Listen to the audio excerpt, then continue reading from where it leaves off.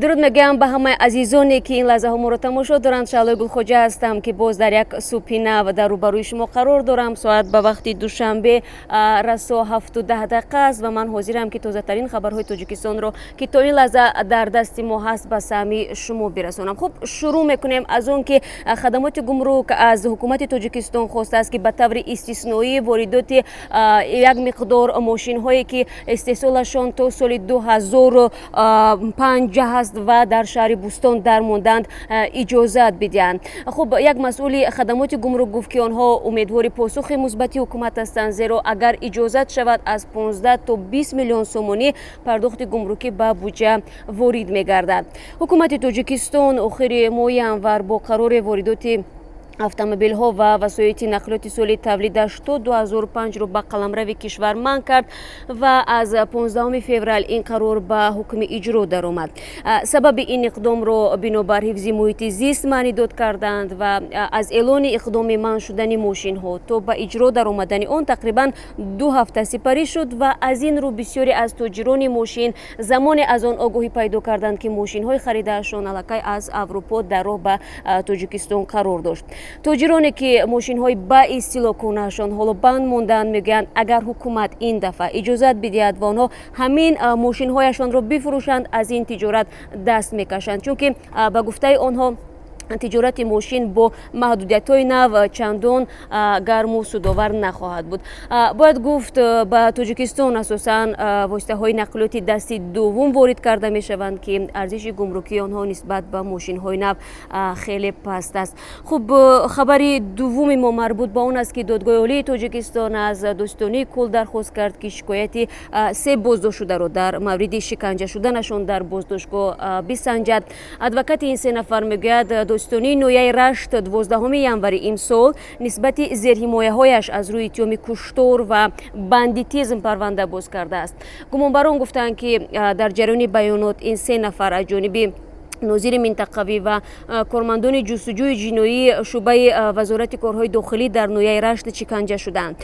گمانبران همچنین گفتند که آنها به قسمت پایین پای و بالای سرشان زدند و در نتیجه یکی از گمانبران کار شده است. خب این گمانبران از روی کشتاری باز نشده سال 1998 در بازداشتگاه قرار دارند. گفتند به مورد است که موضوع شکنجه به خاطر گرفتن اعتراف گناه در مؤسسه‌های تفتیشاتی تاجیکستان یکی از مشکلات است که آن را حامیان حقوق بشر پیوسته انتقاد میکنند. این موضوع در گزارش‌های اخیر سازمان ملل متحد نیز زیاد همچون مسئله مورد نگرانی تاکید شده است. خب یکی از دیگر خبرهایی که میخوام به سهم شما این لحظه برسونم در رابطه با اون است که کمیسیون مخصوص ضرر سیل به 4 نویه ولایت ختلان از جمله 5 فرخور را زیاده از 19 میلیون سومانی برابر به بیش از 2 میلیون دلار حساب کرده است. در حکومت ختلان گفتند که کمیسیون آخر هفته گذشته حسابی ضرر رسیده را به پایان رسوند و حالا مقامات از پی کمک به آسیب دیده ها هستند.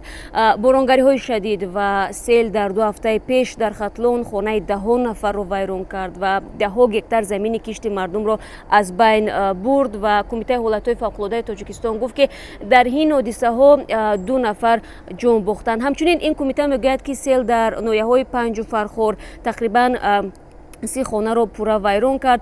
صدها خانه و انشاءات دیگر و زمین های نزیاولیگی، مکتب و راههای ماشینگرد و خط انتقال نیروی برق را قسما خراب نموده است. در این زمینه همچنین کمیته صلیبی سرخ و هلال احمر نیز گفتند که در پی بارانگری های روزهای 16 تا 21 می در جنوب تاجیکستان 9 روستا و 2 نویه از زیان جدی دیدند و این 2 سازمان میگن در آفتهای طبیعی ماه به کمیش 6 نفر جان باختند.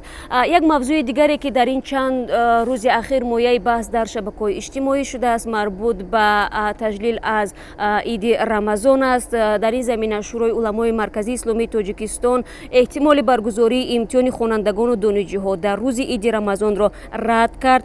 مسئولین شورا روز рӯзи 2 июн гуфт ки сарусадое дар мавриди гӯё маҳдудиятҳо дар таҷлили иди саиди фитр ба назар мерасад ки чунин хабарҳо аслан асос надоранд. онҳо гуфтанд ҳанӯз рӯзи дақиқи таҷлил аз иди фитр маълум нашудааст ва чунин овозаҳо метавонад ки сӯи тафоҳумро дар ҷомеа ба бор орад. иди рамазон яке аз 2 иди мусалмонист ки бино ба тақвими тоҷикистон расман рӯзи истироҳат аст ва дар ин рӯз сокинон ба хонаи якдигар рафта шумо ҳам медонед ки хусусан ба дармондаҳо дасти кӯмак дароз мекунанд. аммо соли гузашта мақомот хостори танзими дастурхони рӯзи ид шуда даъватҳо ба манъи идгардаки кӯдакон ҳам садо дода буд ва дертар яъне 1 сентябри соли 2007 дар рӯзи таҷлил аз иди қурбон ки расман ҳам рӯзи истироҳат буд коргарон ба идораҳо ва хонандагону донишҷӯён ба мактаб ҷалб шуданд. бинандаи азиз, ин чанде аз хабарҳо буд ки ман хостам ба саҳми шумо бирасонам.